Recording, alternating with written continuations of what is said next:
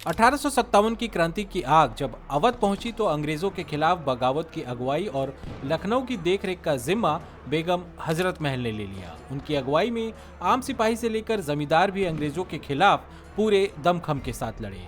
हजरत महल ने 1857 की क्रांति के असफल होने के बाद भी आत्मसमर्पण नहीं किया और बाकी की जिंदगी बदहाली में नेपाल में गुजार दी। नवाब वाजिद अली शाह की बेगम हजरत महल पहले एक तवायफ थी जो महक परी के नाम से जानी जाती थी। इसी तरह से कानपुर की तवायफ अजीजन बाई मर्दाना वेशभूषा में नाना साहेब और तात्या टोपे के साथ स्वतंत्रता सेनानियों की अगुवाई करती रही।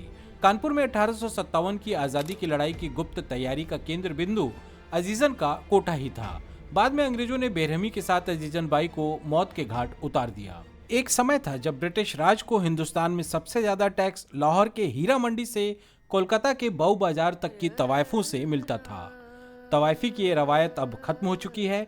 बीते कल की गुमनामी में खो चुकी तवायफों की सीधी तुलना वेश्याओं से की जाती है। मगर आखिर क्या है तवायफों का सच, उनका भुला दिया गया इतिहास? आइए इस वीडियो में देखते हैं।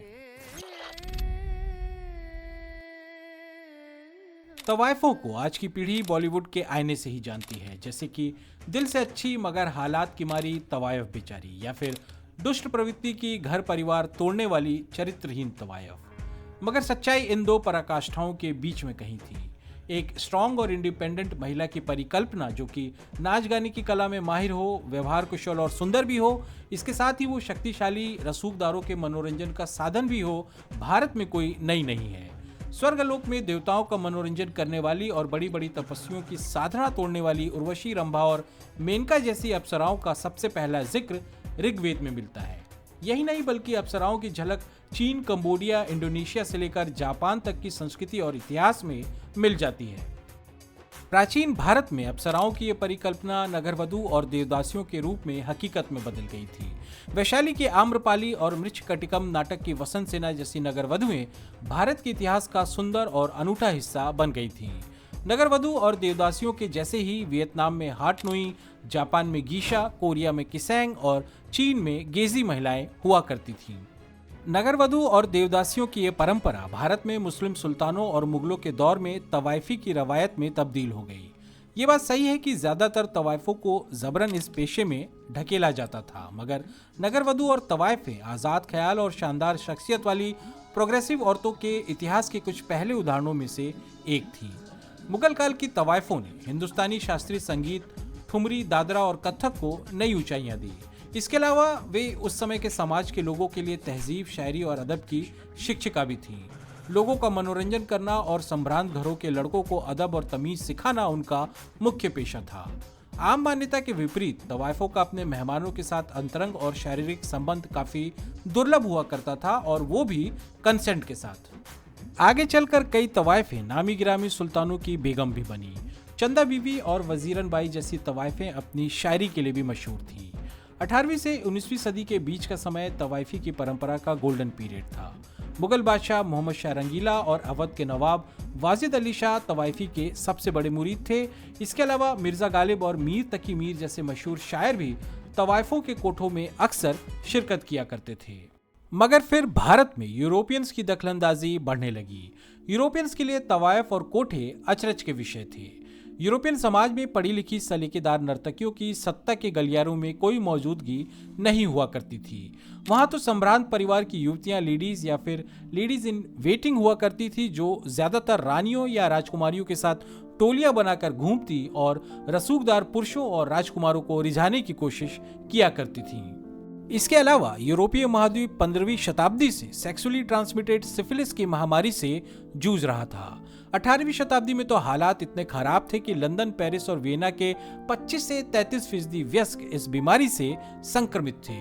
यूरोप का समाज सिफिलिस से इतना जार हो चुका था कि इस बीमारी के साइड इफेक्ट गंजेपन को छुपाने के लिए लंबे लंबे विग पहनना यूरोप के अमीरों के बीच एक फैशन हो गया था। और यही यूरोपीय जब भारत में आए तो उन्होंने इस सेक्सुअली ट्रांसमिटेड महामारी से उपजी अपनी सामुदायिक शर्म और हिकारत के पलड़े पर ही रखकर तवायफों को आंकना शुरू कर दिया। वो तवाइफों को नाच गर्ल्स कहकर बुलाते थे। तवाइफों के कोठे, जो एक तरह से हिंदुस्तान के शहरों के कल्चरल सेंटर हुआ करते थे, यूरोपियंस खासकर अंग्रेजों की नज़र में अय्याशी और वेश्यावृत्ति के अड्डे थे।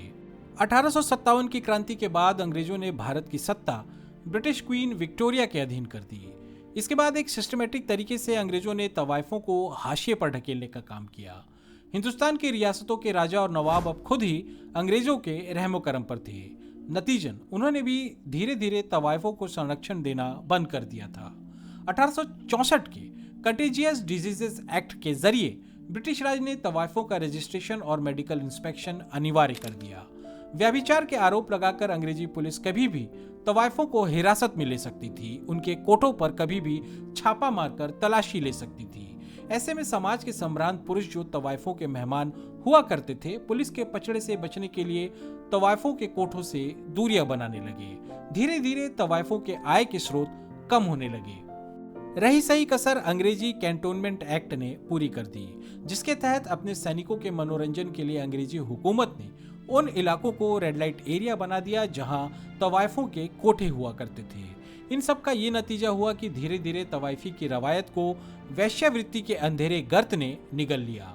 सदियों से तवाइफी के खिलाफ हिंदू और मुस्लिम समाज के नैतिकता के पैरोकार आवाज उठाते रहे, मगर अंत में तवाइफें विक्टोरियन नैतिकता के मूल्यों की भेंट चढ़ गईं। ऐसे में चंद तवाइफों ने दूसरे पेशों को अपना लिया, जैसे कि गौहर जान भारत की सबसे पहली की रिकॉर्डिंग आर्टिस्ट में से एक थी। गौहर जान भारत की सबसे पहली सेलिब्रिटी गायिका थी जो सारे देश में अपनी ठुमरी, ख्याल और गजलों के लिए लोकप्रिय थी। यहाँ तक कि उन्हें भारत की ग्रामोफोन गर्ल भी कहा जाता है। कुछ तवाइफों ने थिएटर और मूक फिल्मों में अपना करियर बनाया, जैसे कि जद्दन बाई, जिन्हें आज भारतीय सिनेमा के पायोनियर्स में से एक माना जाता है।